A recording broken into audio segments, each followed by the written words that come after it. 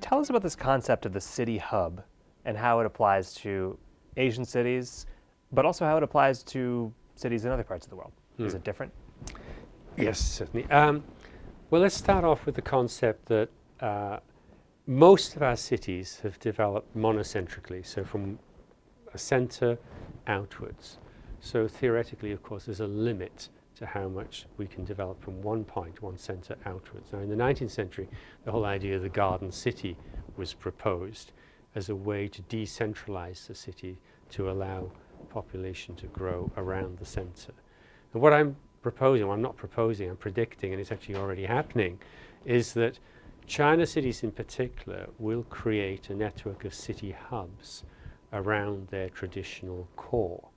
And that these city hubs will be ultra high density. And the reason for that is that China has developed most of China's cities have developed an extremely sophisticated and widespread subway system and road system. So very, very good connectivity and very good connectivity between cities as well. So where we have 2 or 3 subway lines interconnecting with the road system above, that piece of land is so valuable and so well connected with the rest of the city that it's bound to develop into an extremely high density city hub. That chimes particularly well with the changing nature of the young people and the work attitude in China, where work, live, recreate is the order of the day. Because Chinese people didn't go through the whole step of the 19th century and the 20th century. We've gone straight from communism into a new work pattern. And they're looking to be close to their work. They're straight into the internet age. All the devices are giving them immediate access. They don't need to wait for anything. But the city's not delivering that at the moment. The city is slowing everybody down. So these city hubs will allow people to interact very, very quickly, efficiently. And I think Chinese people enjoy that. They enjoy that particular breakdown of the travel from home to work and then travel back again and waste all of those hours on a subway train. It's interesting because that, I mean, it's a good point about China being particular in how it's jumped into the 21st century, but what you're describing is something that people in many parts of the world would consider ideal, not having to commute so long. I mean, who enjoys sitting in traffic or sitting on the subway for an hour every day?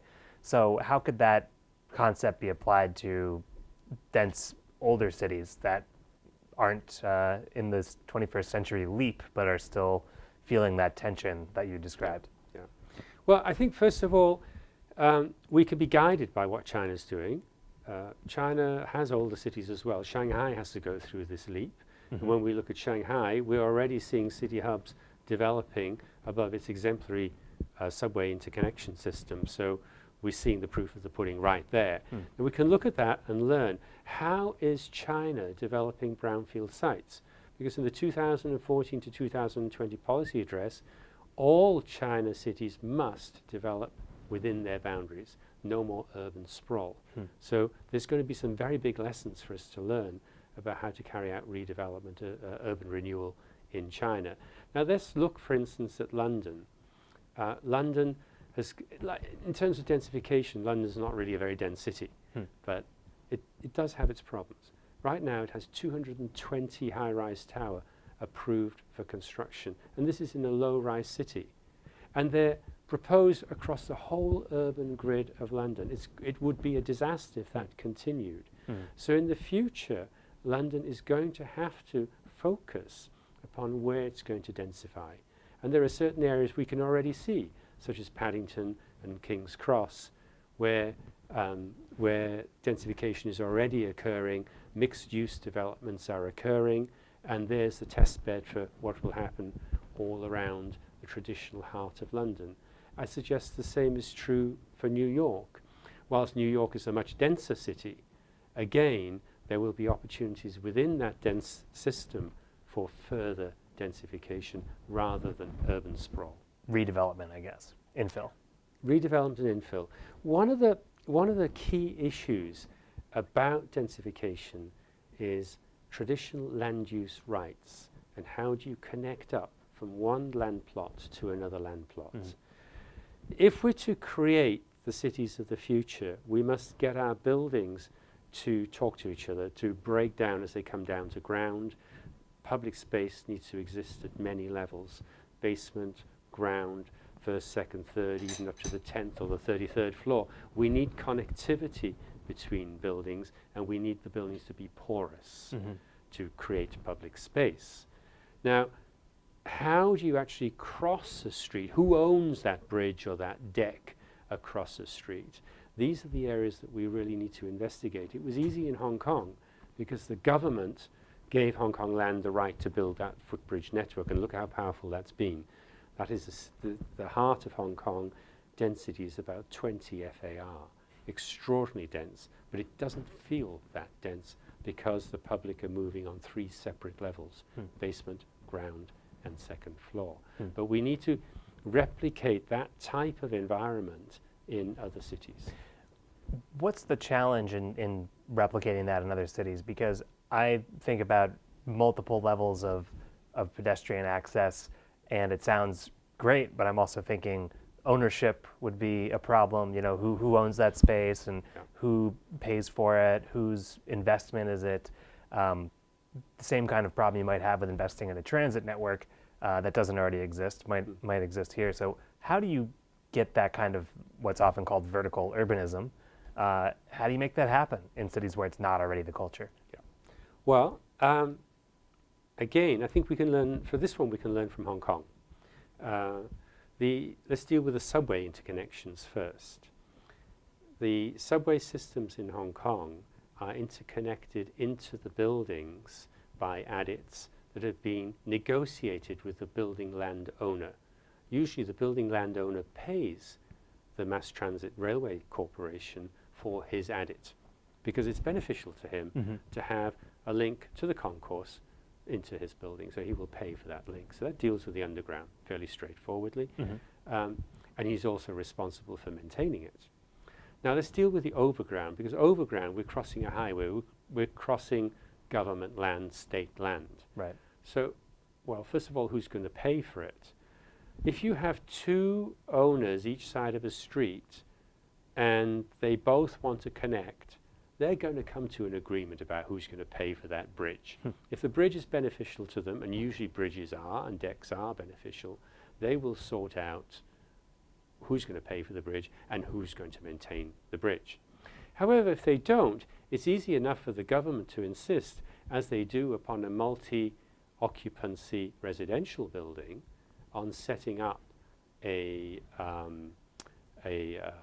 property development corporation that would look after the bridge and would maintain it and have a sinking fund to keep it maintained in the future. So that only leaves the government having its roadway built over. Does the government want to charge for that? Does it want to have some particular characteristics to that bridge? Does it want to attach the tramway lines to the underside of the bridge? Would it be helpful in terms of means of escape for fire?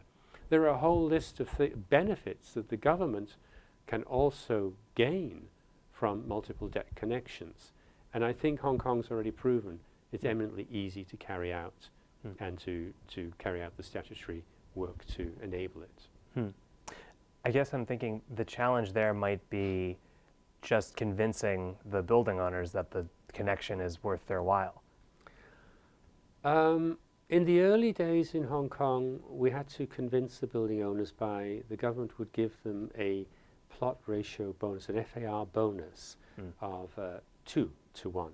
So for every square meter of usable footbridge, footbridge access within their land, not the footbridge itself, but any square meter of usable footbridge access carried out within a developer's land, he would get 2 square meters up the tower. Yeah.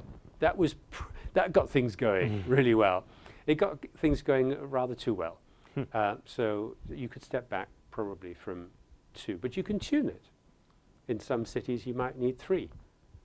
In other cities where the land value would be so high, you might only need exemption, that the escalators or staircase going up to the footbridge would be exempted from FAR. definitely possible to tune this, and it's not that you're going to create a massively increased building bulk, because the amount of publicly dedicated space is not that much. Moving on from that, further public dedicated space up to the levels of the building are very, very important indeed. And I think that's where government needs to look at how to encourage a developer to say, for instance, cut back a podium and create park space or alfresco dining space. How do you encourage the developer to do that when all his motivation is to maximize the efficiency of the shopping mall or whatever it is he's creating? In the end, developers will always act for their best interests, and if you can motivate and incentivize them enough, you will have a better city and they will actually carry out that work. You mentioned a few times how Hong Kong is a model for other cities in a lot of ways. Are there ways in which it's not? Are there challenges that Hong Kong still has, particular to Hong Kong, but that other cities might learn from? Oh yes, Hong Kong has many challenges. And some of them are precisely growing out of the benefits. But let's start with one. Hong Kong does not have a planning process. It does not have a master plan. I think it's the only city in the world that doesn't have a master plan. So if if a developer wishes to develop a site in Hong Kong, it's a one-step process. He draws up his plans, he submits it for technical approval to the building department, and 60 days later he should have an approval and get on with his work. It's pretty atrocious in a complicated city. There is no iterative process of interested parties commenting about the design and the applicability or the benefit to the public. It is purely the landowner that gets to decide what he wants to build within a set of fairly stringent regulations. Lack of a master plan across the entire territory has also proved problematical, because developers don't know how land may increase or decrease in value. Is that land going to be residential? In the future will it be converted to new towns, so on and so forth. We need a more holistic method to allow Hong Kong to grow. The final issue that we have in Hong Kong is that since 1997, there have been no new towns established in Hong Kong. The government does not have the power, because of the legislative council system, the power to resume land. It has the power, but it does not have the means to push it through. So whilst our population has grown from 6 to 7.5 million, our housing has actually remained completely static. So we actually got more people into our apartments than we had 20 years ago. So we're actually, quality of life in Hong Kong is reducing dramatically. So I think the lesson there for other developing cities is pay attention to your housing, first and foremost, to the creation of land, to establishing land to house your citizens. And from there, you will have a happy citizen. You will not have yellow umbrella riots and goodness knows what. You'll have happy citizens who then can develop their city properly.